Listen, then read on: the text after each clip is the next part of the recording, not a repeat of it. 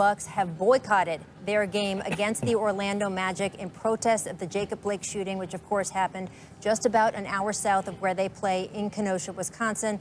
I should reiterate again that Bucks guard Sterling Brown, he dealt with a police brutality incident himself just 2 years ago. He was thrown down, face down in a parking lot for parking in the wrong place. Kendrick Perkins is with me.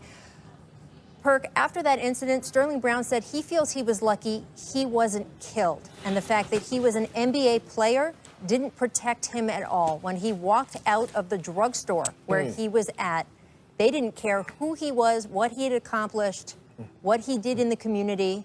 All they saw was the color of his skin and the way he had parked his car. How does that feel for players when in one arena of their life, all of the incredible work and discipline, everything that they have done is respected when they are on that court, and then when they walk off the court, they face situations like this? Well, it just put it in perspective of what every other African American is going through that is not a professional athlete or not a celebrity on a day-to-day basis. Rachel, I grew up in Beaumont, Texas, Southeast Texas, right on the border of Louisiana, where when I was in school, they had the James Byrd Jr. Dragon in Jasper, Texas. And it's still racism to the max down there in my area, where it's KKK. So I grew up knowing it was certain areas that we were not supposed to go to as African Americans, and it's still like that to this day. What Sterling went through was that he went through what every normal African American male go through every day that they leave their house, having the fear of not coming home to their children due to police brutality or police violence. And this is the area that we have to clean up. And I keep saying this: how can we have change, Rachel? Like you know, we can't change racism. Racism is taught. You know, you're brought up. You know, people teach that in their households. But we got to find a way to make change with the system. What the NBA is doing today, standing on the front line, and kudos to the Milwaukee Bucks for doing it first, because I'm pretty sure they put the pressure and the ownership on the other teams that are following suit. I would not be surprised if we have no basketball today. What it's doing right now is putting pressure on all the NBA owners to step up. Because I guarantee you, they are woke now, and they're going to step up, make these necessary phone calls, probably have three-way conference calls to these senators, to these governors, to whoever it is over these states, especially in Wisconsin right now. I guarantee you, the owner is talking with the front office of the Bucks, and they're probably in communication with getting online with some of the city council members or whatever, Wisconsin, or the senators or governor, and that's the message that is being sent right now. We want justice, period. Absolutely, and we might hear that message from other teams. The Lakers, according to Adrian Wojnarowski, expected to have a team meeting shortly to decide if they are going to boycott their game against the Portland Trail Blazers tonight. We've got the Thunder and Rockets expected to take the court in just a few hours. We are waiting to hear what they intend to do. You just saw video of some of the Bucks of some of the players leaving the building there, the arena. I'm not sure if they were Bucks players or Magic players. We will get that for you shortly. But this is something that is going to domino. And once players feel that they can have a united front like this, looks like the Magic, once that they can have a front like this, I think that strength, that power in numbers is really going to help them here. And that's where the bubble is such an interesting wrinkle in all of this, because, again, this would normally be happening in different cities all over America. And during the Donald Sterling situation, obviously the Clippers were at the center of that, and they did discuss boycotting their playoff games unless Donald Sterling was removed. But the communication with other teams playing the games that night, it was really spotty. And you talk to guys and you go back and try to tell the TikTok of that story. They had a hard time getting in touch with everyone around the league to do a league-wide boycott. That is not a problem here in the bubble. A lot of these guys are staying in the same hotel. They have access to each other 24 hours a day. And I think that is going to give this movement more momentum than we would see otherwise. I want to bring in Jay Williams now with us. Jay, what are you hearing from players you talk to about sort of the emotions of the past 48 hours and why they felt a boycott was necessary right now? Well, Rachel, this morning while we were on the show, obviously we were listening to the words of Fred VanVleet, and I sent Kyle Lowry a text just asking him, hey, do you have anything to say about this? Are you guys going to boycott or not? And he told me that anything and everything is on the table. So then obviously move on the rest of the day today. I drive back home and I actually go out to visit a friend of mine named Mark Lazary who owns the Milwaukee Bucks, and we're sitting there together talking about this whole situation when he gets a phone call and he looks me in the eye and he says, we're boycotting the game. And it just, I think this has caught all of them off guard a little bit. I think it's something that people thought potentially could happen. But I think this is kind of what I was leaning towards expecting when we heard Fred say that this morning. And then I text Kyle and I got the sensation that this was something that was legitimate. This was real. I do not think that the Milwaukee Bucks will be the only team to boycott, Rachel. And you just made mention of it, the proximity that these players have together. I don't see how the Milwaukee Bucks could be the only team to boycott. I just want to make this clear. It just doesn't make sense that they would be the only team. I certainly expect the domino. I want to make this clear, though. You were with Mark Lazary this afternoon when he got the phone call, the Bucks owner? I was. And what was his reaction? Can you tell us a little bit about what that moment was like? Well, I mean, Mark is very laid back. He just kind of was, he's like, hey, we're boycotting. And, Mark told me that they're just in support of the players. He's in support of the players. That's the only thing he said to me. I think it's so interesting. We were talking in the last segment with we're talking in the last segment with Adrian Wojnarowski, is that ownership is such a key distinction in this particular situation. The Bucks, of course, feeling so sensitive to this issue. It happened just an hour south of where they play in Kenosha, Wisconsin. And the pressure on ownership of any other team might be different, but the Bucks ownership is one of the most out front, politically oriented, left-leaning owners, I think, in professional sports. He just hosted the Democratic Convention. I put that in quotes because obviously it was virtual, but it was supposed to be scheduled to take place in Milwaukee, one of the major fundraisers for President Obama, and has come down over and over again on the sides of players in these issues, not just supporting them publicly, as he did in the Sterling Brown situation, which we've been discussing since we came back on the air here, but also in terms of where the owner gives his political money that is in part earned off the backs of players and the ticket sales and the revenue generated by a sport that is largely played by black men. So I think it is fascinating that Mark is the person in the center of this, with his team being the team that boycotts. Knowing him the way that you do, how do you think he's going to operate next doing this? You say that he said, hey, I'm supporting the players, I'm backing the players. You've seen him in action. He's a powerful guy. How do you expect him to move forward from this? Rachel, I really can't answer that question. I don't know how Mark and his team are going to react. I mean, I know that he stands on the side of the players. Obviously, there are repercussions that come into play where this financially with the league, and I'm sure he has a lot of conversations he's going to have with Adam Silver. I think the bigger issue comes down to, the players specifically outlining what it is they want. What kind of reform do you want? How do you do that at a local level? How do you do it at a state level? And how do you do that at a national level? And I think if the players can come together and outline that, then those can, and I said that this morning, then you can outline specific targets in which people can rally around to make sure that they get done. But it can't be a blanket statement saying we want change. It has to be, tell me what policies you want changed, tell me what legislation you want changed, and let's be specific with these types of actions so that the owners and all of the rest of the people that are in the side of the players actually have targets to go for. Absolutely. And we've just gotten word that, in fact, as you just suspected, Jay, and as we've been talking about, Perk, that the Oklahoma City Thunder and the Houston Rockets will not be playing their game. That was the next game scheduled on the slate. Again, the Lakers are scheduled to have a team meeting shortly to discuss their game. That was supposed to be the game of the night. We are now seeing members of that team that were already in the building, and they're starting to talk about walking off the court. They have decided they will not be playing their game. That's it. You see them right now.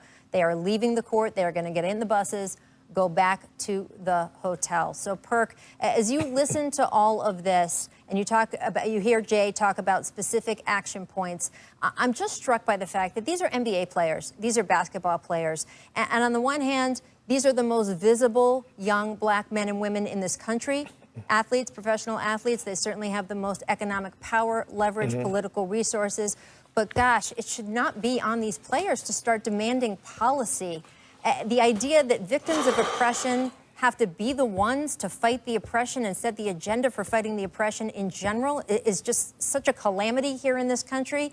And the fact that basketball players are the ones making maybe one of the strongest stands of anyone in the wake of this Jacob Blake shooting. Perk, how does that feel to you that this is falling on the shoulders of NBA players now to lead this movement? Well, Rachel, it's mixed emotions because on one hand, I'm proud to say that our generation is in great hands. When you see young guys like this stepping on the front line to stand on what they believe in. On the other hand, I'm so disappointed that they have to be the ones when they have billion-dollar owners that say that they care about you when they draft you, owners that say that they care about you when they sign you to a huge deal or give you any type of money when you first walk into the organization and tell you whatever you need, whatever you and your family need, I'm here for you. Well, guess what? We need you. We've been needing you. You guys have the relationships. Again, you guys have the relationships all across the board. It's nothing. It's a phone call. It's standing with your guys, these same players that you said you care so much about when they're filling up arenas, when the popcorn and hot dogs are all gone. These are the same players, and it's so disturbing because they have their contacts. James Harden talked to his owner. His owner, like, you know everyone. The same with the Celtics. Like, let's join hand in hand. And today is a powerful statement, and I love the way that my brothers in the NBA brotherhood are standing on the front line and saying, you know what? We won't change, and we won't change now. But like Jay Will said, Rachel, what is the plan next? What type of change? Boycott and say that's it. What is the plan after that? What is the plan after that so we could get real change is my question. It Rach, is can I say this to answer you know your what, question? Jay, just before you start, I want to bring in Mark Spears because he's standing by live from Orlando. Mark, you were the first person to cover and to report that the boycott conversations were going on yesterday. What can you tell us now about the domino effect? We just saw the Thunder and the Rockets are leaving the building. They are not going to play their game. What are the conversations going on between players right now in this moment? You will not see any basketball tonight. I think the better question now is, when are you going to see basketball again? You know, this morning when we started, you saw the Toronto Raptors and the Boston Celtics talk about having met last night and considering not playing. And actually last night, the majority of the players wanted to play in game one of their series tomorrow. But look, let's give the Bucks credit. This is something that happened in their state. I'm glad they're the team that stood up. Obviously, the Orlando Magic's is going along with it, so don't give them credit.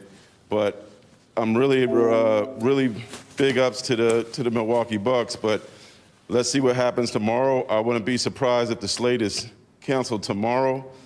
And right now, Rachel, I have no idea when we're going to see NBA basketball again. Yeah, I mean, the NBA, just as you were talking, Mark, made an announcement. The full slate of games is canceled today, so that is confirmed. Not only did the Bucks decide to walk out and not play their game against the Magic, but in fact, the Thunder and Rockets are not going to play tonight. The Lakers and Blazers will not play tonight. We will find out if those games are postponed and sort of what their plan is for them. We'll find out about the games tomorrow. But as you say, Mark, it is going to take something for these players to want to come back to the court. And that has been one of the questions. It's what Jay Williams was just talking about earlier in this segment. What conversations have you had with players about what they want to see here before they feel comfortable coming back and playing basketball? And by the way, it's not just coming back and playing basketball, but staying in the bubble, because I want to reiterate, these guys, they're not in if they're in. They have the option to leave anytime, and they don't have to sneak out. If they decide they want to leave, the NBA and the Players Union fought for this, to give them the option to say their goodbyes, hand in their credential, pack their suitcase, and walk out the front door. So that is still also looming over this situation. The players have the option to do that. So what have you heard, Mark, in terms of what players want before they would either come back on the basketball court or just stay in the bubble? I think they're confused as to not what they want, but whether they should even be here or not. Days, whether it was Doc Rivers or Jaylen Brown or Pascal Siakam this morning, it's the first time I saw not only anger, but despair and no answers. I don't know if there is a way to change, but I feel like they think that they're entertaining everybody through all this, and they feel like pawns through this whole thing. They feel like they're dancing to entertain everybody when they could be at home making their families feel better, where they could be at home protesting, as Jaylen Brown said. He wished he was protesting, he said yesterday.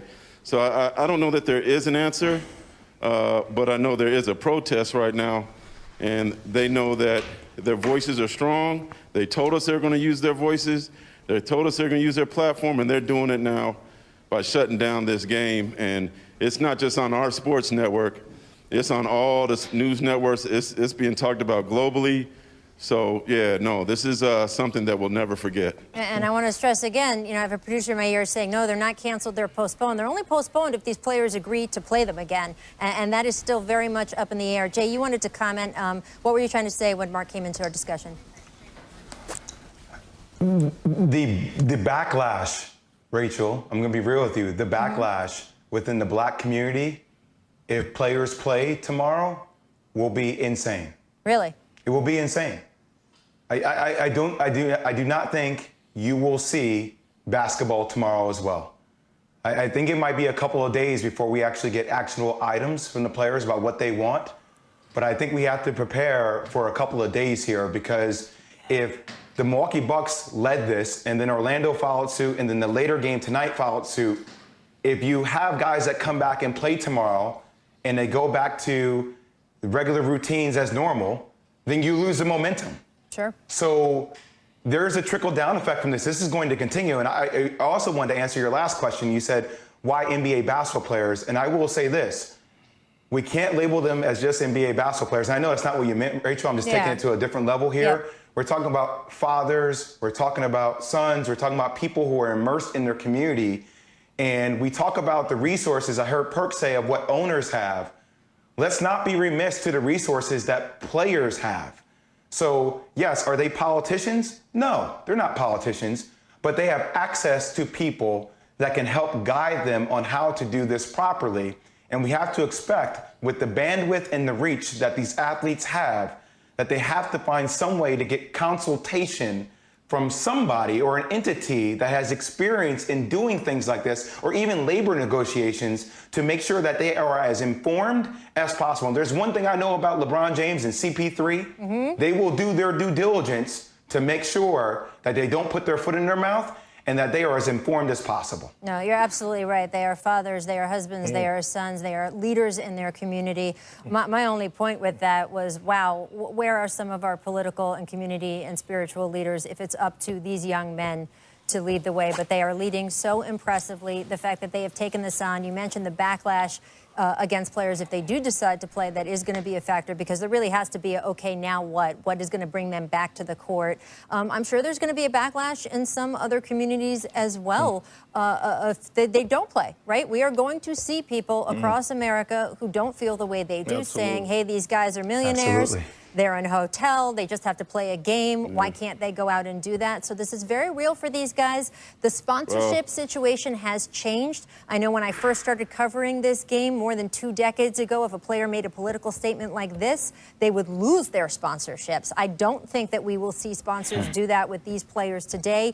Nike, of course, a huge sponsor of Giannis Antetokounmpo, who was the one who was boycotting in the first domino to fall here of the Milwaukee Bucks. I certainly would not expect Nike to come out and say, oh, we're not going to be associated with Giannis. But that is an interesting sea change, too, in the sport, just in the time I've been covering it. I think that stands and talks about the progress that players have been able to make, but there is obviously so much more to go.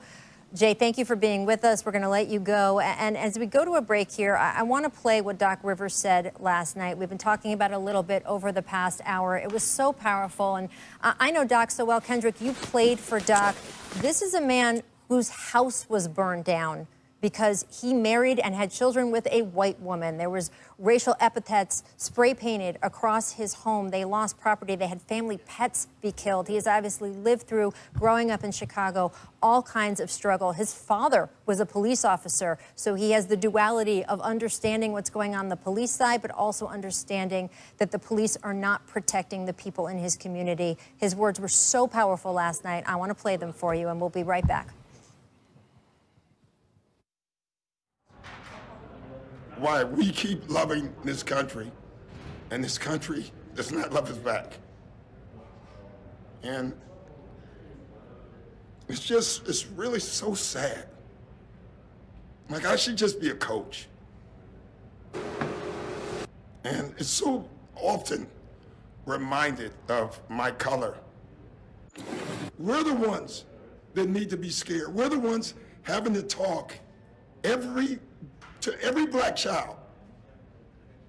What white father has to give his son a talk about being careful if you get pulled over? It's just ridiculous. And it just keeps going. There's no charges. Breonna Taylor, no thing. All we're asking is you live up to the Constitution. That's all we're asking for everybody. For everyone. We're actually going to stay with you here on ESPN. And I'm here with Kendrick Perkins. And Perk, it's so interesting hearing Doc talk about, do white fathers have to have this conversation? Of course they don't. And I think this affects every NBA player, that you are raising children. Perk, I've seen that house behind you. You are raising children in a position of privilege.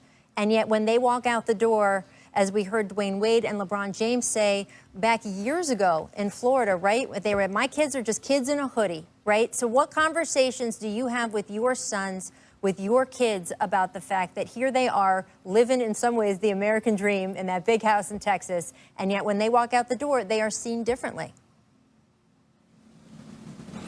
Well, Rachel, we experience it in our own community. I think I shared this story with you again once about a couple months ago, a month or two ago, that we the only African American family in our community of 30 homes. And we deal with so much as far as with our kids and what they do, and getting emails from the home association. Rachel, just 3 miles away from my house, about a month and a half ago, African-American was hung at a middle school, was found lynched. So my kids that go to a 90% white school, I'm worried daily now, and I have to teach them that everyone is not the same. And it's hard, Rachel, because they actually have white American friends, and they get invited to birthday parties and pool parties and sleepovers. And it's hard because you have to let your kids live their life, but in the same time, you have to protect your kids, and you never know what someone is thinking, or you never know what could happen when a group gets together and you're the only and your kid is the only African American kid there.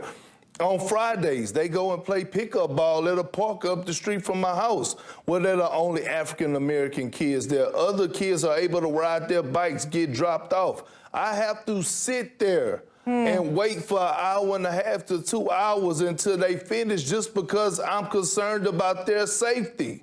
And when you have police brutality happens, where they supposed to protect and serve us, I don't know, I got to make sure that not only that I get home, that my children make it home safely. So I have to have these conversations with a 12-year-old about what's going on right now in the color of their skin, and it's very disturbing. Absolutely, and this is what every NBA player who is in that same situation, Perk, is dealing with. And one thing that's interesting is the NBA, because they officially postponed these games, it means that there are no actual forfeitures, so there's no fines coming because of this, but there are plenty of emotions. I'm putting up right now, Perk, on the screen, a tweet from LeBron James. He says, "F this man, we demand change, sick of it." You and LeBron are very close. You played together. I know you are still very good friends.